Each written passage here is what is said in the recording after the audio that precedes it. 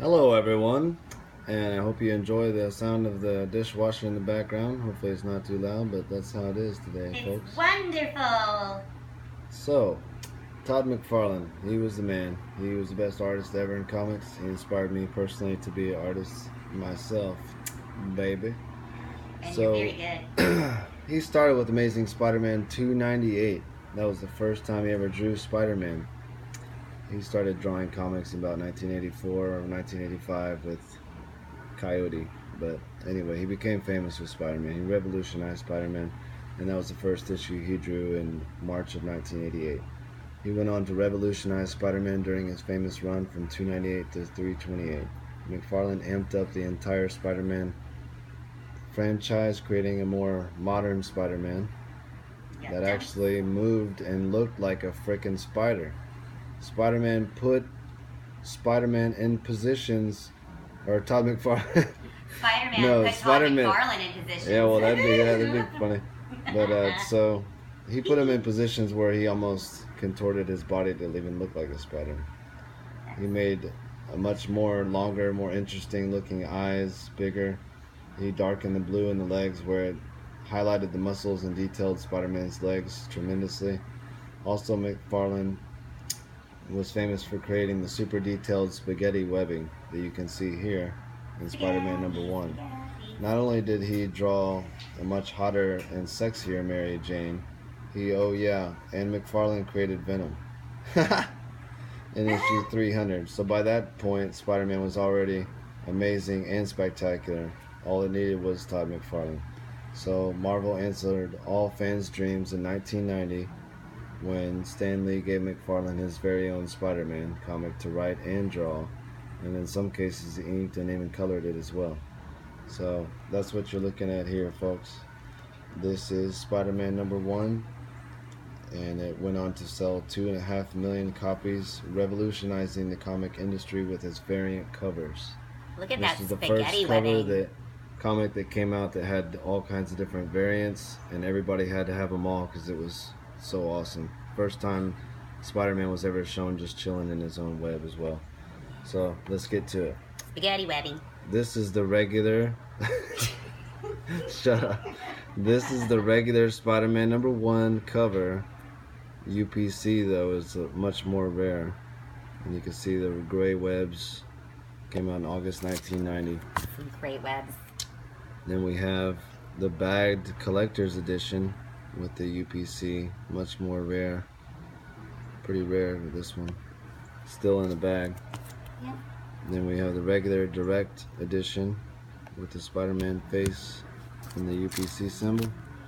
Then we have the bagged purple webs, really rare. So you can tell the webs are purple. You can see it. So anyway, then you had the silver cover, regular cover, silver bagged cover. No price on the comic, only on the bag. Super rare. Here's one that you can see was bagged, but it has been opened. Then you have the gold cover. This was the second print, although it came out in the same month and year as the first print. So only a week or two later this came out. So it's CGC doesn't even acknowledge it as a second print. It doesn't even say that on the actual CGC case.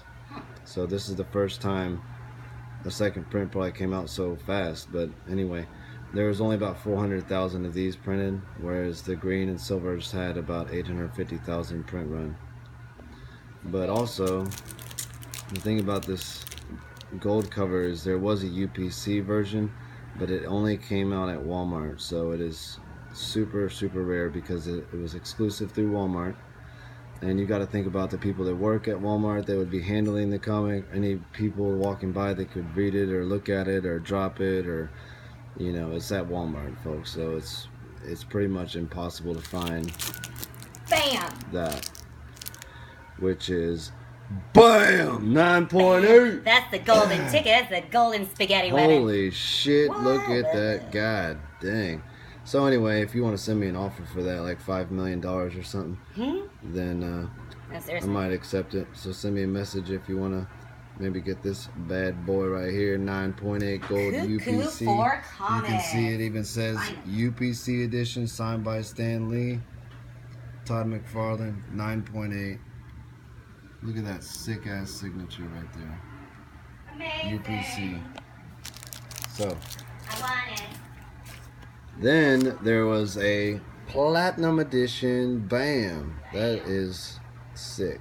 This one was only 10,000 copies, around the same amount that was printed for the gold UPC. This here was given to all the Marvel, or all the comic shops.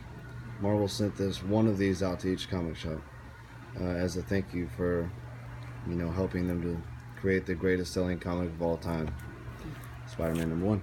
I like how the box. And then McFarlane paid homage to himself in Spider-Man #13 in the black suit, kind of a tribute or homage to Venom.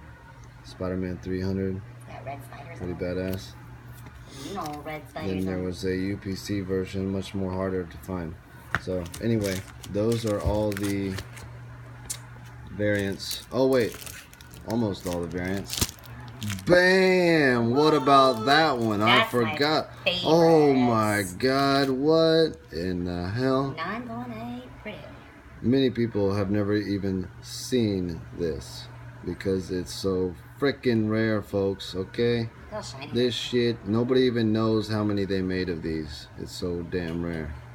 So you can find them on eBay sometimes, but they're usually going to cost $400 or $500 at least, and that's not even graded or signed or anything.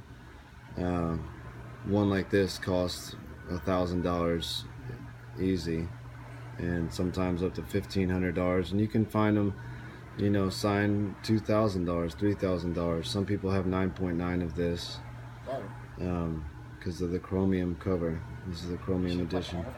But some people say there's only 300 of these made. I doubt that. I think there's more than that. I would say maybe at least 1,000 to 3,000 copies.